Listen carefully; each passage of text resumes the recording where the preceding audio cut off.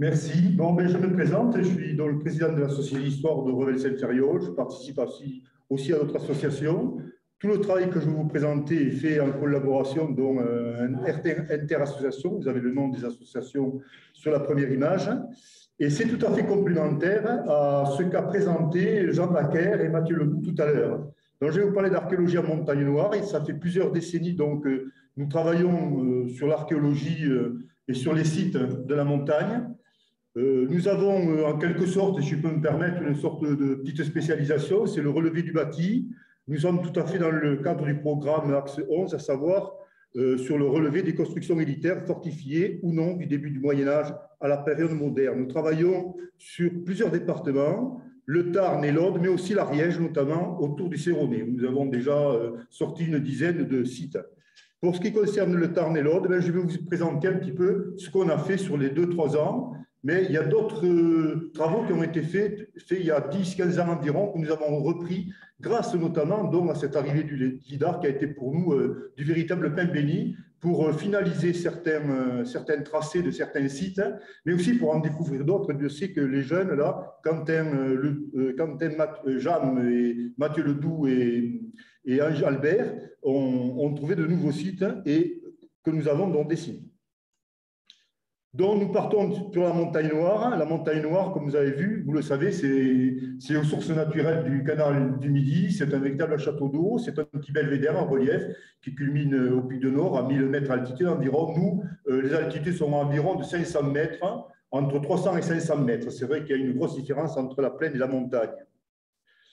Cette montagne il y a de nombreux ruisseaux qui sortent de ces montagnes. Et ce qui est intéressant, c'est que chaque fois, pratiquement, à chaque débouché de ruisseau, assez important donc, qui est autant de chemins qui peuvent pénétrer à l'intérieur de la montagne et aller en quelque sorte du comté de Toulouse au vicomté de Carcassonne, chez Trincavel, nous avons à chaque débouché de vallée énormément de sites. Ils ne sont pas tous marqués, mais là, c'est la plupart des sites. Sites élitaires, donc, qui peuvent être soit des castrats, je ne sais pas si on dit des castrats, on dit plutôt des castrats, soit des forciats que nous avons repérés. Nous en avons déjà dessiné quand même pas mal, et donc c'est le point que vous avez là. Alors, ici, sur cette vue, donc vous avez les des principaux débouchés de ruisseaux qui sortent autour de Dourgne-Sorèze, Saint-Ferriol, et comme je vous le disais, vous voyez, 1, 2, 3, 4, 5, 6, 7, les 7 ruisseaux principaux. Chaque fois, il y a un gros site. Je vais aller assez vite, étant donné que je n'ai que 20 minutes. On aurait pu développer un peu plus, mais tous les sites sont connus, la plupart sont dessinés, et nous avons ici, nous vous présentons à peu près tout le travail sur le terrain qui a été fait, avec notamment, y compris des oppidans, évidemment beaucoup de castrats et beaucoup de forciats. Nous avons travaillé à peu près, des fois ça a été sur la demande d'autres archéologues qui travaillaient, savoir sur Haute-Poule, on fait tout le tour de la montagne Noire et on va pratiquement jusqu'au château autour de Cabaret et Cabrespi. Et notamment les mines, on travaille aussi sur les mines souterraines parce qu'on a, si vous voulez, quelques fibres ADN concernant la spéléologie. Alors, le premier site dont je prendrai, que je vous parlerai, c'est la chartreuse de la Loubatière. Au départ, ce sont les copains de Dora Fontium qui m'ont appelé pour essayer de faire se relever de ce bâti. Au début, on a eu quelques petits problèmes à le retrouver. Il était complètement dans la végétation. Il y avait énormément de troncs d'arbres. On n'a rien vu. Il a fallu qu'on y revienne une seconde fois. Et là, on a commencé à voir un petit peu ce que c'était que cette chartreuse, où elle se trouvait. En vérité, c'est vrai qu'il y avait une espèce d'église que l'on voyait très mal d'ailleurs, hein, et qu'on a pu relever en essayant d'arranger un petit peu les murs, essayant de faire un bon relevé du bâti. Alors, cette chartreuse, la localisation géographique, c'est dans l'Aude, c'est près dans la commune de Lacombe. Le contexte géologique est très intéressant. C'est la carte que vous avez en bas à droite, où vous voyez sur du bleu qu'il y a beaucoup de calcaire, mais tout autour, il y a d'autres roches très intéressantes, puisque ce sont des roches qui, sur le plan tectonique, ont été fortement affectées par de nombreuses failles. Et à l'intérieur de ces grandes feuilles, il y a eu des remontées ferrifères, minérales, qui ont permis de faire des mines. On pense qu'il y a pu y avoir peut-être, en tout cas on en parle sur des vieux textes, de l'argent qui a été récupéré, mais surtout du fer, du plomb et d'autres minéraux. Donc cette chartreuse de la Loubatière s'inscrit dans le cadre de ces mines Et on ne sait pas du tout s'ils ont eu des activités minières, mais on sait que les Chartreux étaient un peu les maîtres des forges à l'époque, en tout cas pour le XIVe siècle. Donc là, on est un peu sur une problématique. Je ne vous en dirai pas plus. Toujours est-il que les mines sont vraiment tout autour de cet ensemble conventuel des Chartreux, et même au-dessous, vous allez voir, il y a eu des effondrements, puisqu'il y a eu des cellules de moines qui ont disparu, qui ont été aspirées dans les mines, puisqu'elles se sont effondrées. Alors, l'approche archéologique a été faite en 2020-2021. Nous étions assez nombreux, donc ça a été interassociatif. Et à partir de là, on a fait des relevés des murs, de l'abside, un peu de tout, de certains bâtiments qui n'étaient pas connus, qui étaient une annexe qui devait être, comme vous le voyez ici. Attendez que je mette le pointeur. Laser, si ça marche. Non, il ne marche pas. Il a marché. Comme ici, une espèce de réfectoire, une grande pièce donc carrée. Et donc, cette grande église avec une entrée qui est ici, et ici des renforts. Et ici, à cet endroit-là, c'est à cet endroit qu'il y a eu énormément d'effondrements, puisque la mine est au-dessous. Alors, nous avons évidemment essayé de détailler au maximum, avec au niveau du relevé, les parties qu'on ne voyait pas, qu'on a laissé un petit peu qui a été un peu estompé. On a vu des grands murs. Ce qui nous intéressait, c'était de savoir un petit peu l'emprise foncière de ce couvent, parce que l'église était bien, on aurait voulu savoir un petit peu comment était ce couvent, puisqu'il devait être important. Voilà, il était important, donc on a voulu le savoir. Et c'est ça, c'est le LIDAR essentiellement qui nous a aidé pour mieux connaître cet espace foncier. Alors là, je vous montre à cet endroit-là, vous voyez ça, c'est le mur du chevet de l'église, et vous voyez très bien que dessous, il y avait une mine assez récente, donc, puisqu'elle date du 19e et début 20e. Ces mines se sont effondrées et le site est vraiment en péril. Tous les murs sont vraiment en suspens au-dessus de ces mines. Et on les revoit très bien sur le LIDAR. Alors là, on arrive un petit peu à la thématique qui concerne ces 2 journées, un petit peu, c'est le LIDAR. Le LIDAR qui montre dans ces mines du 19e, 20e siècle, ces grandes galeries qui traversent le site. La chapelle et l'église, vous l'avez ici. Et ce qui est intéressant de voir les anciens chemins qui sont ici, mais aussi ces espèces de petits carrés qui se succèdent, qui sont en ligne, 1, 2, 3, 4, 5, 6, 7, 8. Là, ça passe sous un énorme terril qui fait, c'est le terril récent, donc terril 2000, qui fait près de 6 mètres de hauteur, c'est un truc énorme. Et on peut très bien s'imaginer que ces cellules continuent dessous, ici, reviennent ici, et on en retrouve ici 2 qui apparaissent ici. Donc, on se retrouve, si vous voulez, avec une église, une espèce d'espace qui est peut-être le cimetière, puisqu'on le retrouve dans d'anciens textes. Vous m'entendez, même si je suis à côté comme ça? Bon. Et d'autres éléments comme celui-ci, qui est certainement un fond de mine aussi qui a été effondré. Donc, ici, nous sommes sur des cellules de moines. On en compte 15, c'est assez intéressant, puisqu'on a dans l'historiographie, on retrouve des textes qui montrent que les moines, à cet endroit-là, dans ce couvent, se sont retrouvés entre 3 et 15. J'ai oublié de vous dire tout à fait au début les dates de début de ce couvent et la fin. Ça a perduré qu'un siècle environ. Ça a commencé en 1323 et ça s'est fini vers 1440 environ. Donc, voici l'autre tracé du LIDAR où je vous l'ai déjà raconté, l'histoire des cellules des moines qui sont tout autour et l'église qui est au milieu. Voilà, alors on a retrouvé certainement le préau. Le préau, c'était la cour centrale. Et ça rentre tout à fait dans le cadre. Alors, attendez, je n'allais pas trop vite. Là, ce qui est intéressant, c'est que nous, au niveau unité stratigraphique, tout ça fouille. On n'avait pas demandé de fouilles, mais les fouilles se sont faites naturellement, je dirais, par l'effondrement d'une mine, puisque là, vous voyez, il y a le trou de mine qui est ici. On voit très bien d'ailleurs la mine qui part dessous. Ça s'est effondré. Et ici, nous avons une cellule de moine avec la coupe complètement des fondations du mur et le mur de ces cellules de moine. Donc ça, c'était déjà très bon pour nous pour mieux préciser un petit peu comment étaient faits les murs. Ensuite, ça ne passe pas. BD. Pourquoi? Ça patine. Alors, ça va venir. Qu'est-ce qui se passe? Arrêtez le processus, c'est ça?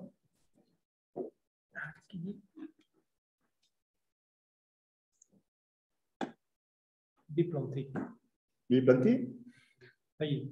Il est déplanté. Là. On passe là. Voilà. Alors là, alors moi, je n'étais pas, enfin, même les copains, les amis, on n'était pas trop spécialistes dans l'histoire des monastères de Chartreux. On est allé donc voir, on est allé chercher, vous savez, maintenant on trouve tout avec Internet, tout ça. Et on a trouvé qu'il y avait des typologies vraiment de chartraises claires et nettes qui correspondent tout à fait à ce qu'on a vu, donc à la Loubatière, à savoir cette fameuse église avec tout autour les petites cellules des moines. Alors, ça passe vite quand même. Autre site, c'est le castrum de Vialade. Alors, le castrum de Vialade, le nom, c'est nous qui nous l'avons donné parce qu'à côté, une propriété qui s'appelle Vialade. Alors, dans le jargon local, notamment autour de Cessac, c'est un site qui se trouve près de Cessac, qui est assez connu comme site. Dans le jargon du coin, on appelle ça le Rébellat. Le coin, ça s'appelle le Rébellat, le ruisseau du Rébellat, alors que sur les cartes hygiènes, c'est le ruisseau des Rocs. Et il y a environ 60-70 ans, il y avait quelqu'un qui avait fait déjà une petite fiche, c'est notamment à la Société d'études scientifiques de l'Aude, un certain monsieur Hiver, qui avait fait une petite fiche déjà sur ce site, qui pour nous était inconnu, assez inédit, même assez ça, qu'il ne le connaissait pas. Hein. Mais lui, il avait déjà fait une fiche, qu'on a retrouvée ça aux archives départementales de l'Aude, et il avait associé ce site au fameux mont Révulus. Alors, le mont Révulus, c'est une histoire d'un texte qu'il y a entre Isarne Jourdain et Guillaume de Cessac. Guillaume de Cessac qui appartient à la grande famille éponyme du flanc sud de la Montagne Noire, qui reconnaissent donc le 30 août 1174 que le vicomte de Béziers leur a donné une colline qui est appelée Mons Révulus pour y construire un château. Et ce truc était devenu un mythe à la fin, à telle enseigne qu'on disait que la ville de Revel, qui était dans la plaine, très très loin de là, enfin assez loin de là, que la ville de Revel, elle s'appelle Revel à cause de ça. Ben non, le mont Révulus, on pense l'avoir trouvé, c'est ça. Et dans ce texte, on dit bien que ce mont Révulus se trouve donc entre, enfin dans le texte, dans le texte d'Isaac Jourdain à Guillaume de Cessac, on parle bien de 3 sites, c'est-à-dire on donne en pièces, Sexacum, c'est-à-dire Cessac, 2, Mont Révulus, 3, Verdunum, 2, Verdun de l'Auragais. Alors, Cessac, vous l'avez ici, le Mont Révulus est là, Verdun est là. Donc on est bien dans le circuit. Et ce Mont Révulus, on voit très bien qu'il est plus ou moins défensif avec le grand château de Cessac. Alors, ce château de Cessac, le château de Mont Révulus dont je vous parle, a énormément, on a retrouvé dans les remparts, des maisons, et se retrouve à l'interfluve, vraiment très bien placé, voici le site, se trouve à l'interfluve du ruisseau du Lampy et du ruisseau des Rocs. À côté, il y a des moulins avec des chenaux d'amener d'eau, de moulins donc, et un pont. Et ici, on a, là, il faudra qu'il y ait des spécialistes qui viennent voir. Nous, on pense qu'ici, à cet endroit, il devait y avoir une mouline qui peut être ancienne, parce que bon, c'est assez frustre comme truc. C'est une paroi rocheuse où on sent qu'il y a un petit canal d'amener d'eau qu'on devine et qui permettait, donc, qui était très près du site, qui pourrait être très ancienne, plus ancienne en tout cas que ces moulins-là.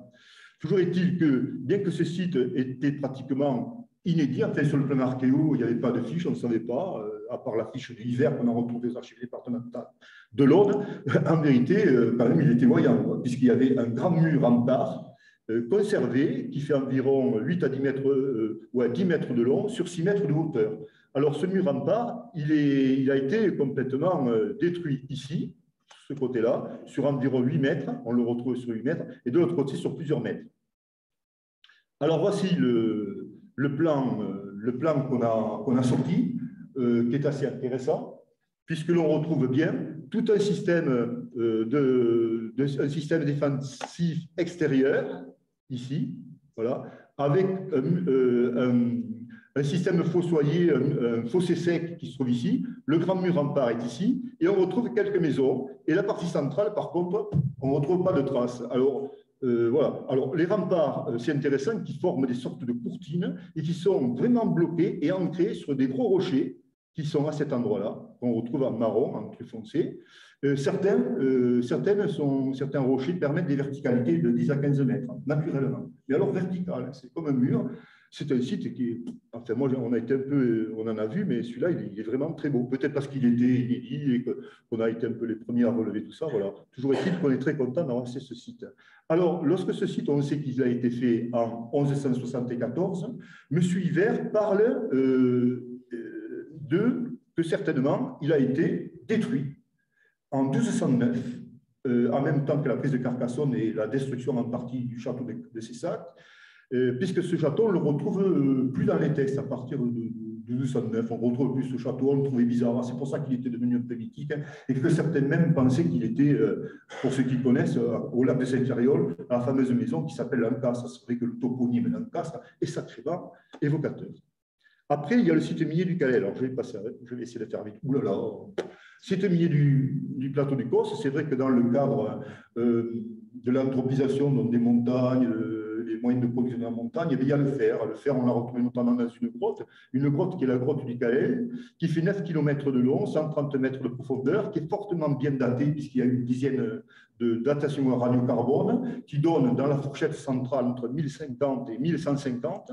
Donc le réseau, c'est ça, c'est 9 km, c'est énorme, c'est un truc où il y a des milliers, j'exagère pas sur le nombre, c'est des milliers de coups d'outils, d'aménagement direct, d'aménagement divers.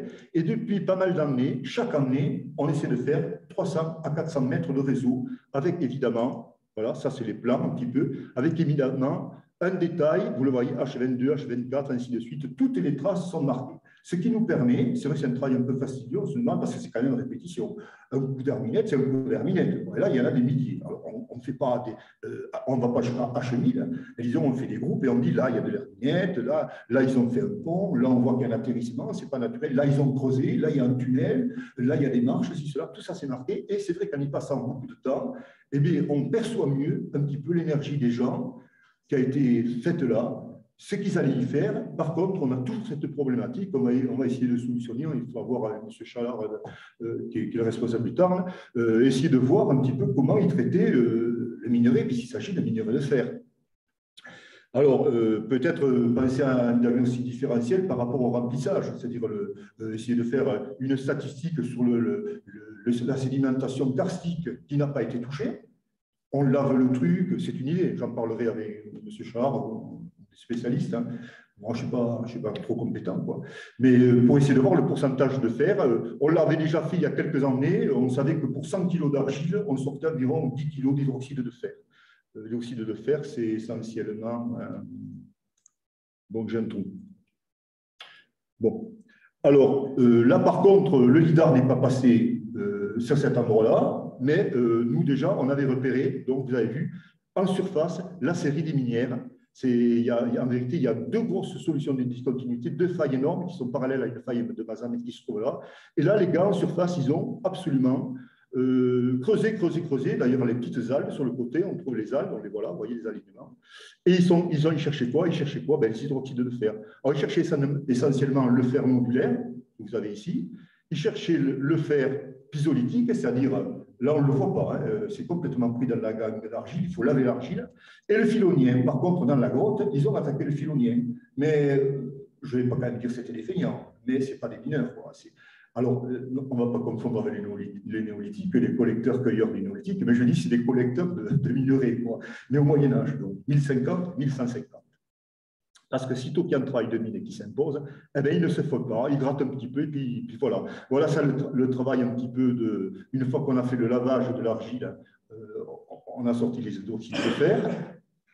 Bon, là, je vais passer à cause du temps. Hein. Là, c'est d'essayer de remettre les minières de surface par rapport aux grottes. Et évidemment, il y a tout ce qui concerne les aménagements particuliers, une espèce de, on appelle ça le lavabo, mais il devait laver ou laver du minerai à cet endroit-là. Là, c'est des conduites, des tunnels qui ont été faits. Là, on voit très bien qu'ils ont sorti de l'argile avec des petites boules, ils les ont entassées, ça fait plusieurs murs les uns derrière les autres.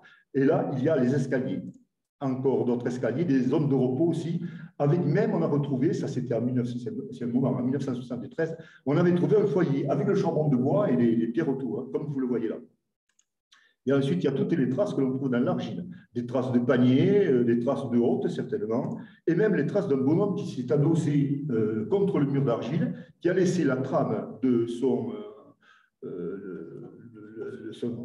habit fait en cordelà, certainement. Et on peut même mesurer la largeur des trames, vous voyez, avec savoir comment il s'était fait.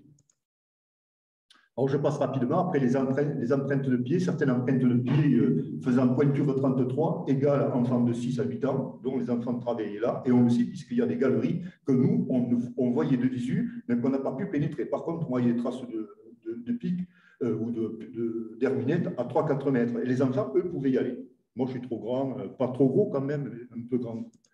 Ensuite, il y a des choses assez curieuses qu'on a trouvées sur les parois, c'est des encoches creusées dans la calcite, évidemment, et c'est tout. Hein. Quand on regardait en bas, on retrouvait des traces noires qui correspondaient donc à des barres en bois, très certainement. Donc, on en a déduit, en tout cas dans ce cas-là, qu'ici, donc, sur ce système-là, ils y mettaient des morceaux de bois dans ces encoches que vous avez ici. Elles étaient toujours des encoches 2 à 2, vous voyez, comme vous voyez là. Et il y avait une espèce de pont qui permettait d'accéder à la partie supérieure. C'était pareil parfois pour certaines diapclases, certaines galeries très étroites et qui remontaient des fois sur 8-10 mètres de hauteur. On voyait des encoches mises 2 à 2, comme vous voyez ici, là. On a pris les tuyaux flexibles, vous savez, de plombier, là, qui s'emboîtent l'une dans l'autre, on les a mis pour la photo, et après on a reconstitué. Voilà ce que ça pouvait donner. Ça pouvait donner un genre d'escalier donc en bois qui permettait de monter. Enfin, moi, sur un escalier comme ça, je n'y serais jamais monté.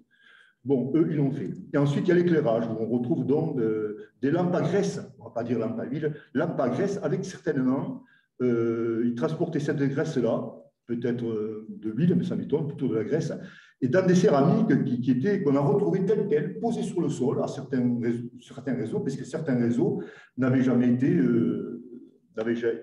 parcourus depuis le milieu du XIIe siècle, en quelque sorte. Voilà. Donc, on a retrouvé ces pégots, ces céramiques. Voilà encore d'autres. Après, il y a les gravures, comme il me reste pas beaucoup. Bon, je passe des gravures, des dessins, des anthropomorphes. Le castrum du Castel, il disait Jean-Paul vous en parlera, je ne vous en parle pas, parce que bon, vous avez compris, c'est le lidar, c'est toujours pareil, c'est des murs, c'est une motte cumulaire, une motte, voilà, un truc à motter avec un enclos fossoyé autour. Le lidar qui se met là-dessus, voilà, vous avez vu, il est joli le lidar, et là, vous voyez, on voit le lidar et le relevé, on est assez content, puisque ça correspond assez, parce que le dessin, on l'a fait avant d'avoir le lidar. Mais ce qu'on remarque, c'est que sur le lidar, parfois, on voit des choses qu'on ne voit pas sur le terrain, ça, c'est clair. Bon, là, je passe, d'autres dessins, encore d'autres, j'avais prévu plutôt 3/4 d'heure. Et le castron de Castron, c'est fini, là? J'ai encore quelques minutes? Allez, 2. Le contraste, donc pareil, là on en a parlé tout à l'heure. Donc vous avez ici, bon, vous voyez que c'est quelque chose de très sommital, avec un réduit castral, avec un petit village, une basse-cour au-dessous, qui est vraiment sur une pente qui est assez accentuée. C'est les citadelles du vertige, c'est pas Montségur, mais presque. Voilà, mais en fait, c'est un très, très beau site. Voilà le dessin qu'on avait fait, je crois, dans l'année 2005, vous vous rendez compte. Et on a eu le lidar après. Alors voilà, on a réussi donc à faire tout ça, les murs remparts, les petits fortels, les petits bastions qu'il y avait sur le côté, comme là par exemple, des petits bastions un peu partout. Ici on voit très bien que c'est très bien organisé. Et puis on a le lidar qui arrive, le lidar qui nous montre donc le réduit castral très bien, avec le fameux fossé sec. Devant ce que parlait Jean tout à l'heure, Jean Dacker, une espèce de parcellaire qui, en vérité, lorsqu'on le voit, c'est en vérité des murs pastoraux, comme fait de dépierrement, très certainement, et le village qui est dessous. Par contre, le lidar, ça ne donne rien. Par contre, nous, au dessin, sur les dessins, évidemment, on a retrouvé toutes les maisons et tout ça. Donc, ce qui veut dire que le lidar va parfois nous attirer le regard. Parfois, il va nous donner des données qu'on n'a pas sur le terrain, qu'on n'arrive pas à voir. Par contre, parfois, eh bien, le lidar ne donne pas tout. Il faut faire les deux. Et vous avez vu 2 minutes. Je crois qu'on y est. Merci pour votre attention.